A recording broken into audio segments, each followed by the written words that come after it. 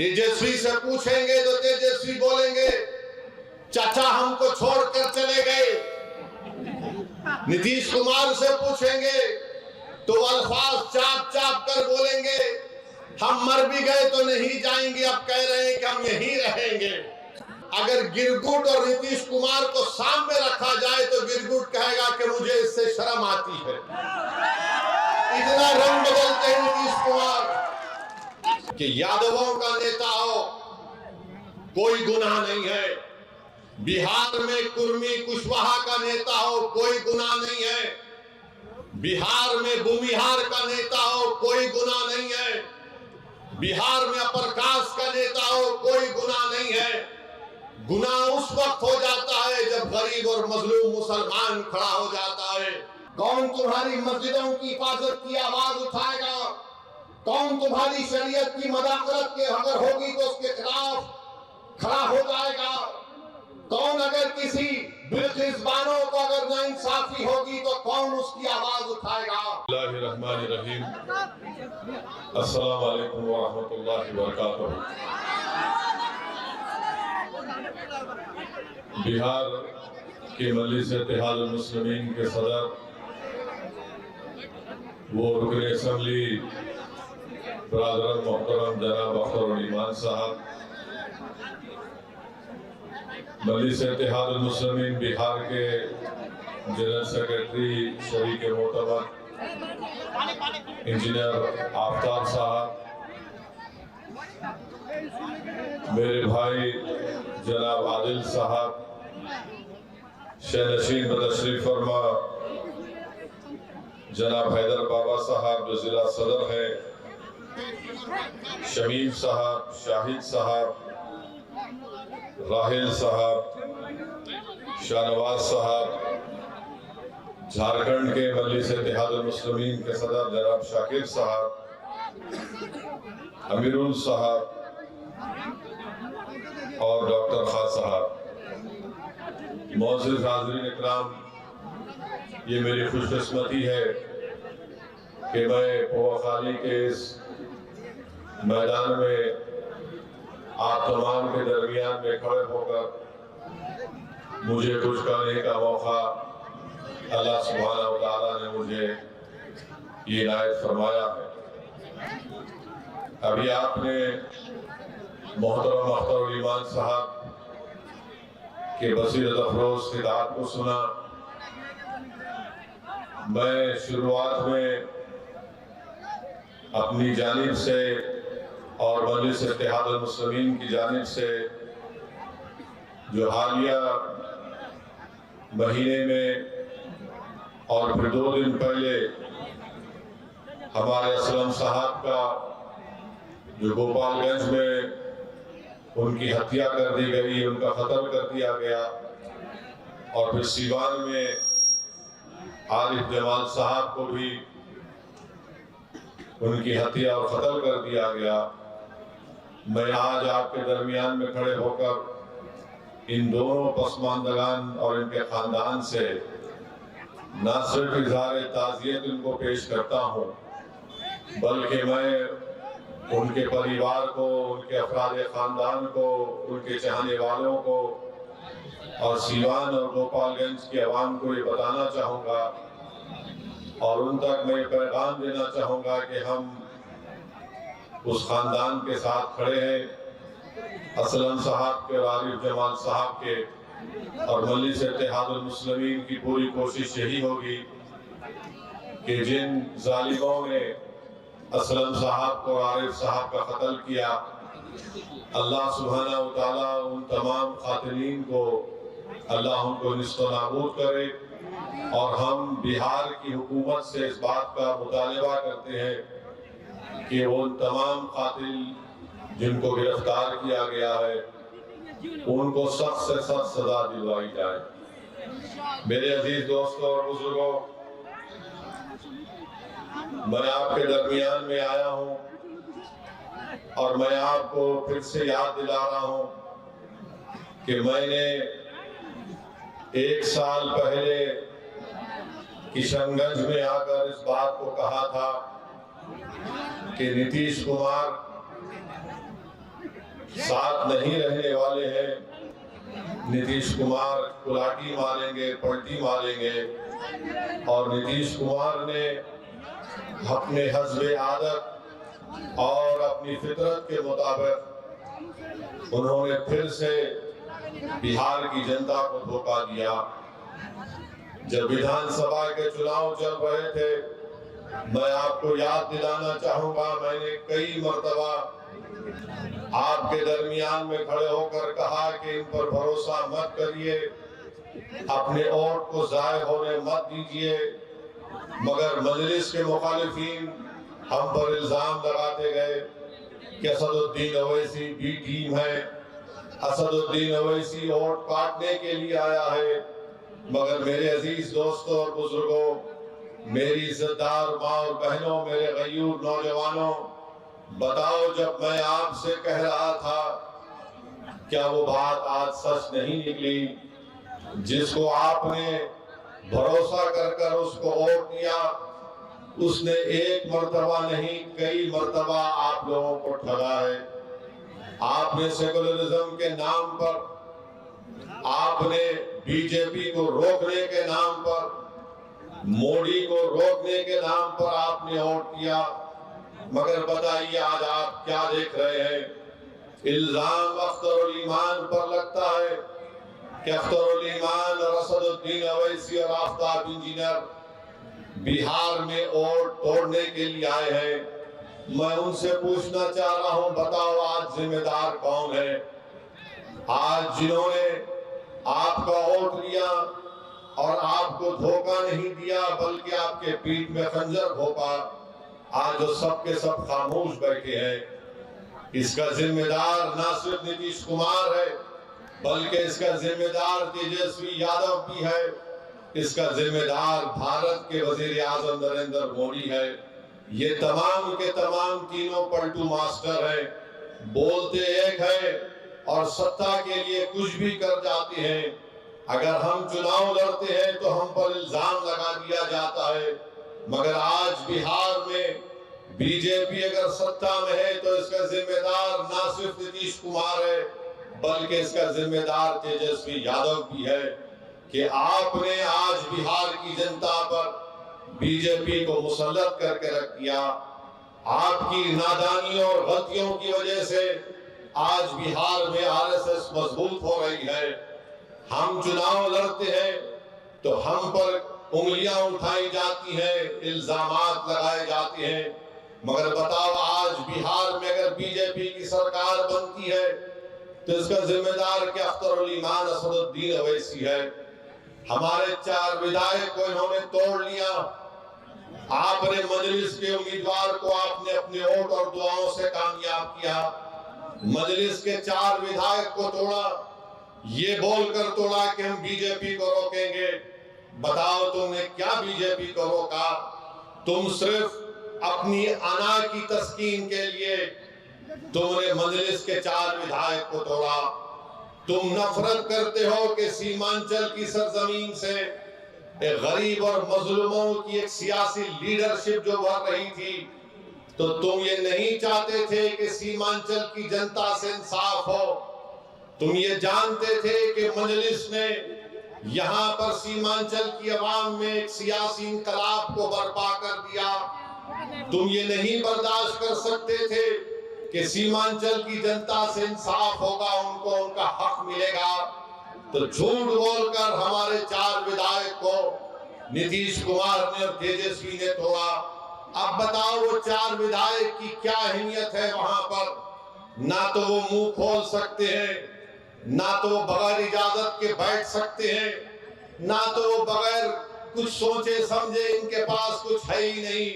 मगर मजलिस ने जो सीमांचल की सरजमीन पर जो एक सियासी इंकलाब को बर्पा किया, तो ये बात ना मोदी को पसंद आई, ये बात ना तेजस्वी को पसंद आई, ना ये बात नीतीश कुमार को पसंद आई।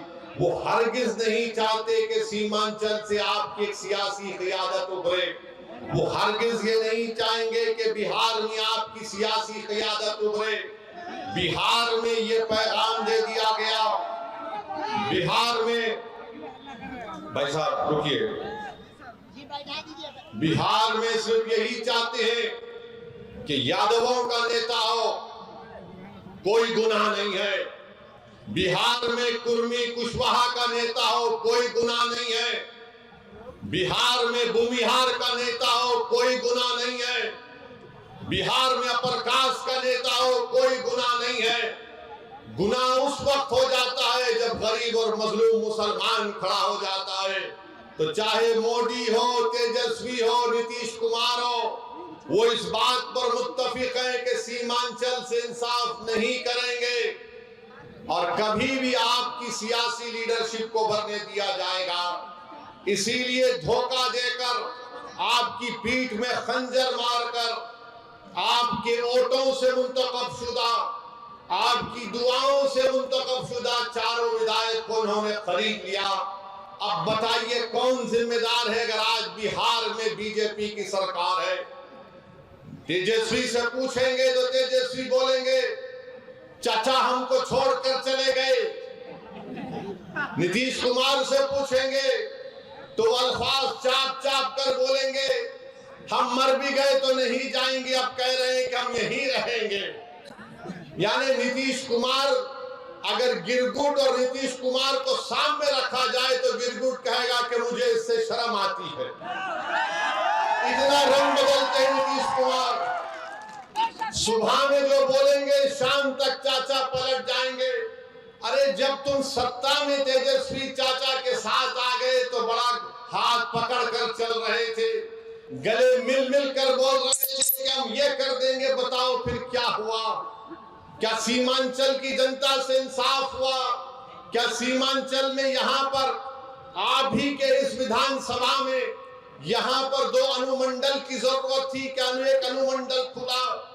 10वीं जमात के इम्तिहानात चल रहे, हमारे बच्चों को तकलीफ होती है, यहाँ की जनता को तकलीफ होती है, मगर सिर्फ खेल सत्ता का है और सिर्फ कोशिश यही होगी कि कहीं से भी किधर से भी सीमांचल की जनता से इंसाफ ना हो। मैं पहले भी आपसे कहा और आज फिर कह रहा हूं मेरे भाई, जब तक अल्लाह सदुद्दीन ओवैसी को जिंदा रखेगा मैं सीमांचल की लड़ाई लड़ता था, लड़ रहा हूं और इंशाअल्लाह ताला लड़ता रहूंगा। सीमांचल की आवाज कभी खत्म होने वाली नहीं है। अगर तेजस्वी और नीतीश ये समझते हैं कि हमारे 4 विधायकों को तोड़कर तुमने सीमांचल की आवाज को खत्म करके रख दिया, मैं बताना चाह रहा हूं नरेंद्र मोदी को, नीतीश कुमार को, तेजस्वी को, सीमांचल की आवाज कभी खत्म होने वाली नहीं है।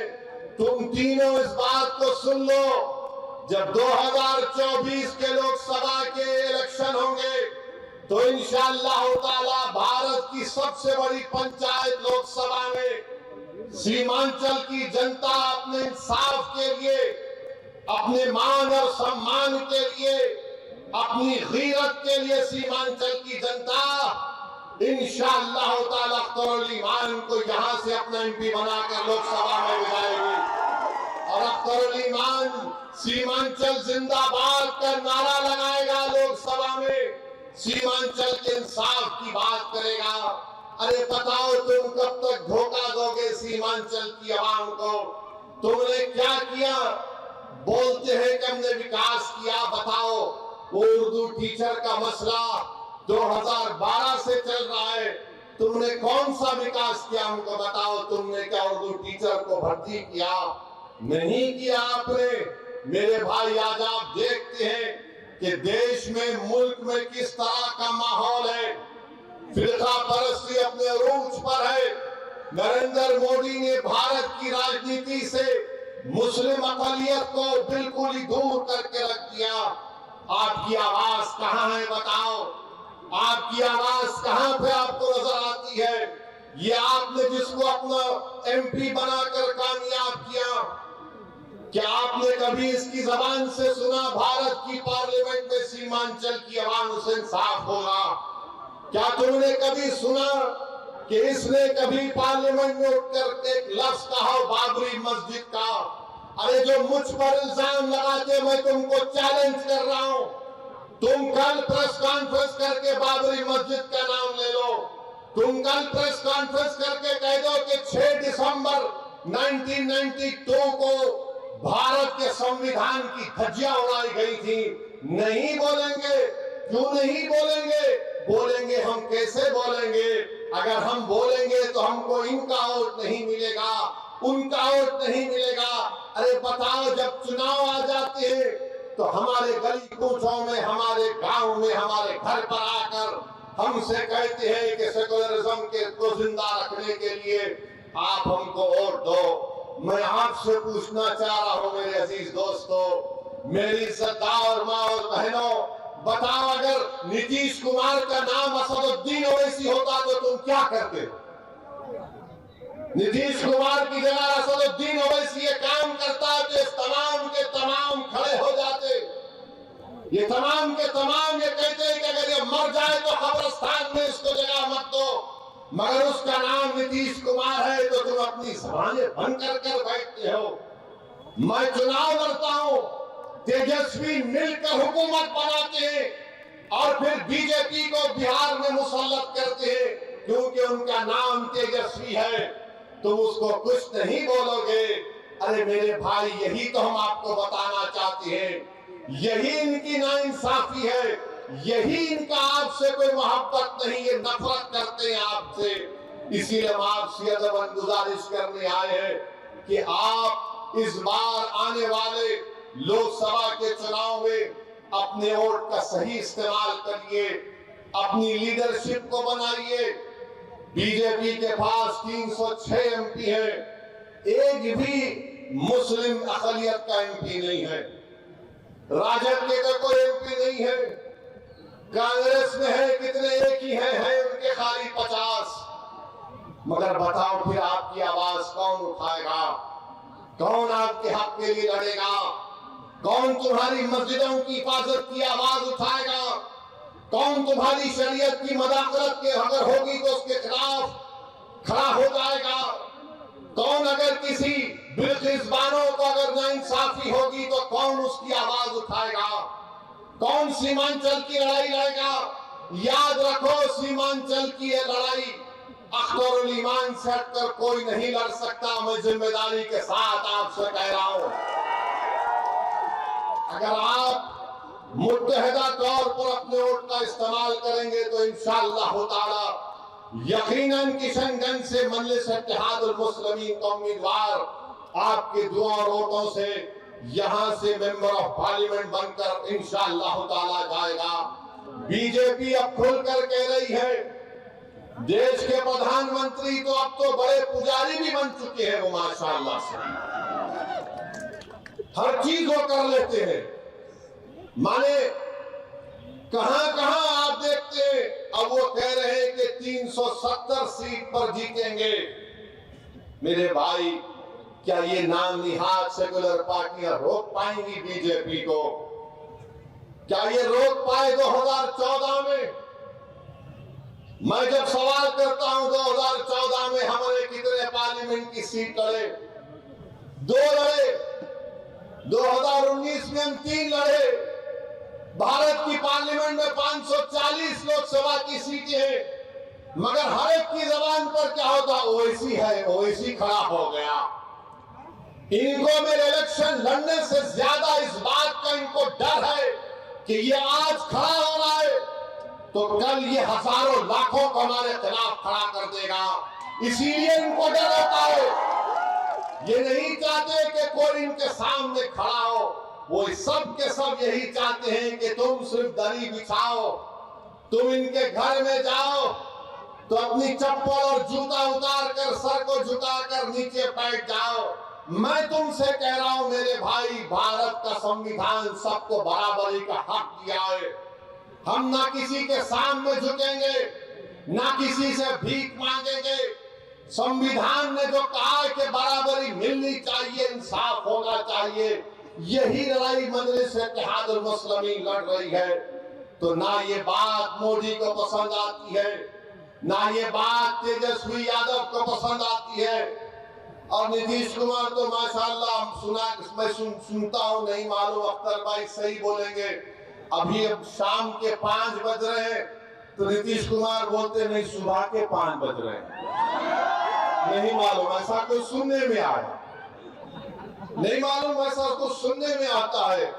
सच क्या है झूठ क्या है मुझे नहीं मालूम, मगर मेरे भाई, मेरे बुजुर्गों, मेरी इज्जतदार माँ और बहनों, देश में जो माहौल पैदा किया जा रहा है, इस माहौल को रोकना है आपको। इस माहौल को आप सिर्फ जज्बाती तकारीर और नारों से नहीं रोकेंगे। इस माहौल को अगर आपको रोकना है तो आपको अपनी लीडरशिप को मजबूत करना पड़ेगा। ये जो नफरत का माहौल पूरे देश में पैदा कर दिया गया कि अगर कोई तकरीर करता है मौलाना, कोई शेर पढ़ता है मौलाना, तो उठाकर उसको जेल में डाल दिया जाता है। मैं पूछना चाहता हूं गुजरात की सरकार से कि तुमने एक मौलाना को पकड़कर मुंबई से पकड़कर गुजरात लेकर गए, मगर वही गुजरात में कई ऐसे वीडियो हैं जहां पर ये जालिम लोग वीडियो में आकर कहते हैं कि मसदुद्दीन ओवैसी को गोली मार देंगे, इसकी जबान को काट लेंगे, इसकी सर को काट देंगे, मगर उनको कोई हाथ नहीं लगाया जाता। मगर कोई एक शेर पढ़ देता है तो उस अशार के गलत माने निकालकर मुंबई से मौलाना को लेकर चले जाते हैं। 3-3 मुकदमे उन पर बुक कर दिए जाते हैं। मगर हम बीजेपी के लोगों से कहना चाह रहे हैं, तुम क्या कर सकते? तुम सिर्फ जानी को ले सकते हो ना, तुम जानी को ले सकते हो और क्या कर सकते हो? अगर मेरे मुकद्दर में जो लिखा अल्लाह ने लिख दिया वो तो पूरा होकर रहेगा, मगर जब तक हम जिंदा रहेंगे हम बातिल को बातिल कहेंगे, हम बातिल से समझौता नहीं करेंगे, हम बातिल को खुश करने के लिए अपनी पॉलिसी को लचकदार नहीं बनाएंगे। हमारा काम यह है मेरे अजीज दोस्तों और बुजुर्गों कि हम हक को कामयाब करें और हक की कामयाबी का राज आपका इत्तेहाद है। याद रखिए, कब तक आप सेकुलरिज्म के नाम पर ठगे जाएंगे, कब तक आप सेकुलरिज्म के नाम पर इनको वोट देंगे और वो बीजेपी को बिहार में सत्ता देंगे। मैंने 2015 में भी कहा था तुमसे, मगर तुमने मेरी बात पे यकीन नहीं किया। मैंने 2019-20 में भी कहा था, मगर आपने मेरी बात को नहीं समझा। कम से कम अब तो समझ जाओ। याद रखो, तुम अपने मुकद्दर के फैसले कर सकते हो। तुम में इतनी ताकत है कि मुस्तकबिल में तुम्हारे हक में जो फैसले लिए जाएंगे तुम खुद उसको कर सकोगे। अगर आज आप मुत्तहिद होकर अपने वोट का इस्तेमाल नहीं करेंगे तो नुकसान आपका होगा, नुकसान सीमांचल की गरीब जनता का होगा। ये आवाज को उठना चाहिए मेरे अजीज दोस्तों और बुजुर्गों। आप देखते हैं कि भारत की पार्लियामेंट में हर मसले के ऊपर मजलिस इत्तेहादुल मुस्लिमीन के अरकान पार्लिमान अपनी आवाज को उठाते हैं। किशनगंज में लीगल मुस्लिम यूनिवर्सिटी का मसला मजलिस के एमपी उठाते हैं। मसाजिद का मसला 500-600 साल की मेहरौली की मस्जिद को शहीद कर दिया गया। क्या आपके किशनगंज के कांग्रेस के एमपी ने मुंह खोला? नहीं बोल सके। किसने बोला? मजलिस इत्तेहादुल मुस्लिमीन ने उसकी आवाज उठाई। आप देखते हैं बिल्किस बानो का मसला हुआ, किसने पार्लियामेंट में उसका मसला उठाया? मजलिस ने उसको आवाज उठाई इंसाफ के लिए। तो मेरे अजीज दोस्तों और बुजुर्गों, मेरी आपसे सिर्फ यही अपील है कि आने वाले लोकसभा के चुनाव में आप मुत्तहदा तौर पर एक अच्छा फैसला लीजिए। हम भी नहीं चाहते कि बिहार में बीजेपी और नीतीश कुमार के एमपी कामयाब हो जाएं। हम तो शुरू से कोशिश कर रहे हैं रोकने की, मगर जो लोग आपका वोट लेकर मोदी के गोद में बैठकर चाय पीती है, कभी आप इनसे भी तो पूछो कि तुमने हमारा वोट लेकर तुमने कैसे बीजेपी को सत्ता दे दी बिहार में। मेरे अजीज दोस्तों और बुजुर्गों, आप देख रहे हैं कि कैसे किस तरीके से कभी हमारी मसाजिद को निशाना बनाया जाता है, कभी शरीयत में मदाखलत की बात की जाती है। उत्तराखंड में यूनिफॉर्म सिविल कोड का एक नाम से एक बिल ला दिया गया, यूनिफॉर्म तो है ही नहीं। अब नहीं मालूम नीतीश कुमार क्या करने वाले हैं। बीजेपी के साथ मिलकर बैठे हैं। यहां पर फसाद हुआ था 1 साल पहले, 100 साला मदरसे को जला दिया गया। मैं तुमसे पुकार पुकार कर कह रहा था, कहां वो सेकुलरिज्म के दावे करने वाले, कहां है तेजस्वी यादव? जो 100 साल के मदरसे को जला दिया गया, कोई आवाज नहीं उठी। एक 12 साल के बच्चे को सीवान में पकड़कर उसको 8 दिन जेल में डाल दिया गया, किसी ने आवाज नहीं उठाई। मैं कह रहा था, पुकार रहा था। मेरे भाई याद रखो, अगर तुम्हारे लिए कोई लड़ने वाला नहीं होगा तो जुल्म जारी रहेगा।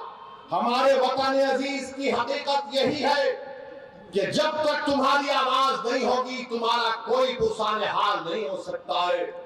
जब तक तुम्हारा नेता नहीं होगा, कोई तुम्हारा काम नहीं कर सकेगा। आप बताइए, इतनी बड़ी तादाद में सर्वे हो गया, का सेंसस हुआ, जो अख्तर भाई ने मुझे यहां पर बताया कि इतना बड़ा सर्वे यहां पर हुआ सुरजापुरी बिरादरी का। अख्तर भाई ने बताया कि सुरजापुरी बिरादरी 24 लाख है और उनको नौकरी मिलनी चाहिए 38,000 के करीब, और उनको नौकरी मिली सिर्फ 15,350। क्या सुरजापुरी भाइयों ने कि फिर फैसला कर लेंगे कि तुम इनको वोट दोगे? सोचो आपको मैं बुरा लगता हूं ना, इनकी मेरी बात बुरी लगती है तो ये तो गवर्नमेंट कह रही है, ये मैंने अपने घर से बनाकर नहीं लाया हूं, ये बिहार सरकार का डेटा आदादोशुमार है। हमारे शेरशाहवादी भाई जिनकी आबादी 13 लाख है, उनको नौकरी मिलनी चाहिए 20,421 और नौकरी उनको मिली सिर्फ 5,734। मैं हमारे गयूर शेरशाहवादी भाइयों से पूछना चाह रहा हूं, तुम किसको अपना जिम्मेदार खड़ा करते हो? मेरे भाई, कुलैया भाइयों की आबादी 12 लाख है, उनको नौकरी मिलनी चाहिए 12,904 और नौकरी मिली 6,750। अब कौन क्या करोगे तुम? ये जो दलाल फिरते हैं, हमारी कौम के दलाल, अरे दलालों, अभी तो अपना मुंह काला करके घर में बैठ जाओ। बरसों से धोखा दिया गया है, बरसों से धोखा दिया गया। ये मैं नहीं कह रहा हूं, बिहार सरकार कह रही है। सुरजापुरी बिरादरी को नौकरी नहीं मिलेगी तो सेकुलरिज्म की कामयाबी है। शेरशाहवादी को नौकरी नहीं मिलेगी तो क्या मोदी को रोका जा रहा है? कुलैया बिरादरी को हिस्सा नहीं मिल रहा है मगर तेजस्वी मुख्यमंत्री बनेगा? अरे शर्म करो, अपने बाप का नाम मिट्यामिलीत मत करो। अगर अभी भी तुम्हारे दिलों में जो धोखा देकर चले गए, अगर तुम्हारे दिलों में गीरत बरकरार है तो सोचो कि किससे धोखा हो रहा है। वोट तुम्हारा मगर राज किसी और का हो रहा है। कितना वोट लिया सुरजापुरी भाइयों का, कुलैया भाइयों का, शेरशाहवादी भाइयों का, और क्या मिलता है? कुछ नहीं मिलता, सिर्फ वादे मिलते हैं। और चुनाव आएगा तो बोलेंगे सेकुलरिज्म को जिंदा रखो। सेकुलरिज्म को जिंदा रखने का मतलब यह है कि या तो तेजस्वी को मुख्यमंत्री बना दो या नीतीश को बना दो और तुम घर में जाकर रोज अपनी तबाही और बर्बादी के नजारों को देखते रहो। चुनाव आएगा तो बोलेंगे वैसी वोट काटने आया है, इसको वोट मत दो। तो उसका मतलब यह है कि सीमांचल में नाइंसाफी जारी रहे, लाखों एकड़ जमीन पानी के बहाव में कट जाए, किसानों को उनका हक ना मिले, हमारे बच्चे और बच्चों को स्कूल और कॉलेज ना मिले। मेरे भाई, ये सच्चाई आपको बयान कर रहा हूं, इसीलिए तो सब के सब हम पर गाली लगाते हैं, हम पर इल्जाम लगाते हैं। मैं सच्चाई को तुम्हारे सामने बयान कर रहा हूं। मैं पोखाली की जनता से और बहादुरगंज की जनता से अपील करने आया हूं, ठाकुरगंज की जनता से अपील करने आया हूं कि आप अख्तर अली ईमान को मजबूत करिए। जब मैं ये कह रहा हूं, सुनिए, मैं ये नहीं कह रहा हूं कि अख्तर अली ईमान की जात को मजबूत करो, मैं तुमसे नहीं कह रहा हूं कि ओवैसी को मजबूत करो। मैं ये कह रहा हूं कि अपने आप को मजबूत करो। और मजबूती कैसे होगी? जब आप अपने वोट का सही इस्तेमाल करेंगे। आप देख नहीं रहे कि कितने बड़े बड़े नेता कांग्रेस के बीजेपी में चले गए। महाराष्ट्र का मुख्यमंत्री रहा अशोक राव बीजेपी में चला गया। बोलो उसके बारे में, बी टीम नहीं बोलते उसको। कितने भाग भाग कर बीजेपी में जा रहे हैं, उनको कोई कुछ नहीं बोलेगा। मगर जब ओवैसी आकर सीमांचल जिंदाबाद, सीमांचल इंसाफ की बात करता है तो इनके पेट में दर्द शुरू हो जाता है। जब अख्तर इमाम बिहार की विधानसभा में गरीब और मजलूमों की आवाज बनकर उनके हक की बात करता है तो उनको पेट में दर्द शुरू हो जाता है। तेजस्वी यादव को जरा सोचना चाहिए था कि जब तुमको मजलिस की जरूरत पड़ी तो अख्तर इमाम को बुलाया और बोला कि अख्तर भाई हमारा साथ दे दो।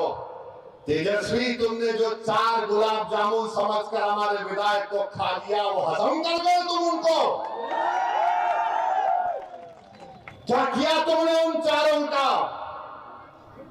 कहां मुंह दिखाने के काबिल नहीं रहे वो लोग। आज अख्तर ईमान से कह रहे, अरे हमने पहले दिन से कहा था कि हम बीजेपी से कभी समझौता नहीं करने वाले। हम कभी समझौता नहीं किए, ना करेंगे कभी इंशाअल्लाह ताला। 2 मरतबा नीतीश कुमार को तुमने मुख्यमंत्री बनाया और 2 मरतबा नीतीश कुमार ने बिहार की जनता को धोखा दिया और बीजेपी को सत्ता दी। मगर बताओ, इनकी जबानें बंद है, जबानें बंद है, कुछ नहीं कहते। मगर मेरे अजीज दोस्तों और बुजुर्गों, हम आपसे सिर्फ यही अपील करने आए हैं कि आने वाले लोकसभा के चुनाव में नरेंद्र मोदी के 370 का वो दावा कर रहे हैं, उसको रोकने के लिए, सेकुलरिज्म को हकीकी कामयाबी दिलाने के लिए, सीमांचल में इंसाफ की लड़ाई लड़ने के लिए, बिहार के गरीब और मुस्लिमों के ताकतवर आवाज को पार्लियामेंट में पहुंचाने के लिए, वतन अजीज के गरीब और मजलूम अक़लियतों की आवाज को बिहार से पार्लियामेंट तक भिजाने के लिए हम आपसे ये अपील करने आए हैं, गुजारिश करने आए हैं कि आप अब की बार मजलिस को वोट दीजिए। जो लोग सेकुलरिज्म की बात करते हैं वो सिर्फ तुम्हारा वोट लेना चाहते हैं और उसके बाद वो बीजेपी को इख्तियार देना चाहते हैं। तो हम आपसे अपील कर रहे हैं कि आने वाले लोकसभा के चुनाव में आप मुत्तहिदा तौर पर अपने वोट का इस्तेमाल करते हुए अपनी आवाज को लोकसभा तक भिजाइए ताकि आपके इत्तेहाद। तेजस्वी ने यही कहा था सर कि डेवलपमेंट। हाँ, ये जो तेजस्वी यादव है यहीं पर कहा था सीमांचल डेवलपमेंट बोर्ड बनाएंगे, कहा था ना, यही कहा था। हमारी बात का यकीन कर लो। सीमांचल डेवलपमेंट बोर्ड कहां गया? हजम कर गए तुम उसको भी। जब वोट लेना होता है तो सब खड़े होकर झूठी बातें करते हैं। और क्या कहा था तेजस्वी ने कि हैदराबाद से ओवैसी आया, इसको बिरयानी खिलाकर भिजा दो। अरे तेजस्वी, तुमको कभी खाने की जरूरत पड़ गई तो हम अपने घर से भिजाने को तैयार हैं। बताओ, मगर तुमने सीमांचल की जनता का खाना छीन लिया, तुमने सीमांचल के गरीबों से इंसाफ नहीं किया। तुम तो डिप्टी चीफ मिनिस्टर बन गए, चाचा को मुख्यमंत्री बना दिए और खूब तुमने गुलाब जामुन खाए, खूब मलाई खाई, मगर सीमांचल की जनता परेशान है। तो इसलिए हम आपसे अपील कर रहे हैं कि आप आने वाले चुनाव में मुत्तहिदा तौर पर मजलिस का साथ दीजिए। हम पिछले बार भी एक ही सीट पर लड़े थे, दूसरी सीट पर नहीं लड़े, तो कई सीटों पर बीजेपी जीत गई। मगर अब की बार इंशाअल्लाह ताला किशनगंज भी लड़ेंगे, और भी कई पार्लियामेंट की सीट पर इंशाअल्लाह ताला हम सोच और विचार कर रहे हैं, क्योंकि हम जान चुके हैं कि तुम बीजेपी को नहीं रोक सकते। मोदी को अगर कोई रोक सकता है तो इंसाफ पसंद लोग रोक सकते हैं। ये मिलावटी ये मिलावे लोग नहीं रोक पाएंगे। ये कभी भी किसी भी कीमत पर आपका सौदा कर जाएंगे। तो हम आपसे अपील कर रहे हैं कि अपने मुत्तहिद रहिए, मजलिस को मजबूत रखिए, क्योंकि मगरिब का वक्त भी होने जा रहा है। हम आपसे इजाजत चाहते हैं और फिर से आपसे कह रहे हैं कि यकीन जान लीजिए कि जब तक अल्लाह सदुद्दीन ओवैसी को जिंदा रखेगा, हम सीमांचल की इंसाफ की लड़ाई लड़ते रहेंगे। तो हमारे साथ नारा लगाइए, सीमांचल जिंदाबाद, सीमांचल जिंदाबाद, जिंदाबाद जिंदाबाद, सीमांचल जिंदाबाद।